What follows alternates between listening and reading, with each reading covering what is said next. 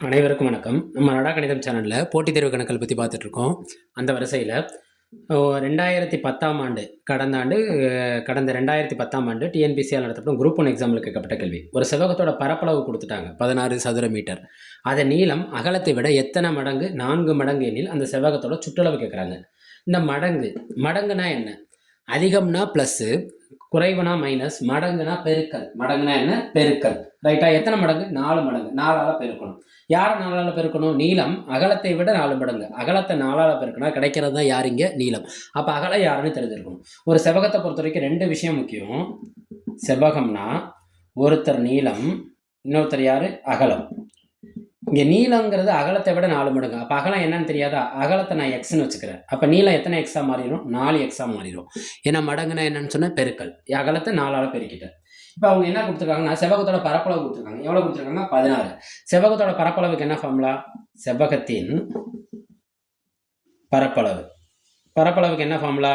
நீளம் இன்ட்டு அகலம். ரைட்டா? எல் இன்ட்டு பின்னு சொல்லுவாங்க. எல் இன்ட்டு பி, தமிழில் சொல்லப்போனால் நீளம் இன்ட்டு அகலம். இந்த எல் இன்ட்டு பி அவங்க வேலை கொடுத்துருக்காங்க 16. அப்போ நீளங்கிறது யாருங்க? 4 எக்ஸையும் இந்த எக்ஸையும் பேருக்குனா நமக்கு என்ன கிடைக்குதான்? 16. 4 எக்ஸையும் பேருக்குனா என்ன கிடைக்கும்? X square equal to 16. நம்மளுக்கு எக்ஸ் ஸ்கொயர் தானே வேணும். இந்த 16 நம்பர் லெட்டரும் சேர்ந்துருந்தால் ரெண்டு என்ன பண்ணிட்டு இருக்குன்னு அர்த்தம்? பெருக்கிட்டு இருக்குன்னு அர்த்தம். பெருக்களோட ஃப்ரெண்ட் அங்கிட்டு போனால் என்ன ஆயிரும்? வகுத்தல் ஆயிரும். இப்போ 16/4 அடித்தோம்னா என்ன கிடைக்கும்? 4. அப்போ எக்ஸ் ஸ்கொயர்டுங்கிறது 4. இது ஸ்கொயரில் இருந்தால் பக்கத்தில் இருக்க எண்ணையும் ஸ்கொயர்டாக மாற்ற பார்க்கணும். முடியுமா? முடியும். எக்ஸ் ஸ்கொயர்டுங்கிறது 4 மாற்றினோம்னா 2 ஸ்கொயர். இந்த ஸ்கொயர் என்ன ஆயிரும்? கேன்சல் ஆயிரும். எக்ஸுங்கிறது 2. இங்கே உங்களுக்கு ஒரு சந்தேகம் வரலாம். ஸ்கொயர் எடுக்கிறப்ப 2 விதமான 2 கிடைக்கும். Plus or minus 2. அதாவது ஒன்று +2, இன்னொன்று என்ன? -2. நம்ம இங்கே நீள அகலம் பேசுகிறது எல்லாமே அளவைகளில் வரதுனால அளவைகளில் இருக்க அகலம் நீளம் அந்த பக்க அளவுகள் என்றைக்குமே ப்ளஸ்ஸை தான் குறிக்கும். அப்போ நம்ம ப்ளஸ்ஸை மட்டும்தான் எடுக்க முடியும். யார் எடுக்க முடியாது? மைனஸை எடுக்க முடியாது. அப்போ x2னா நீளம் அகலம் கண்டுபிடிச்சலாமா? நீளங்கிறது எத்தனை? 4x. அப்போ x2னா 4 × 2. அப்போ நீளம் என்ன ஆயிடுது? 8 மீட்டர் ஆயிடுது. அகலங்கிறது என்ன? வெறும் ஒரே ஒரு எக்ஸ் தான். அப்போ அகலம் என்ன ஆயிடுது? 2 மீட்டர் ஆயிடுது. நம்மள்ட்ட கேள்வியில் கேட்டது என்ன? செவ்வகத்தோட சுற்றளவு.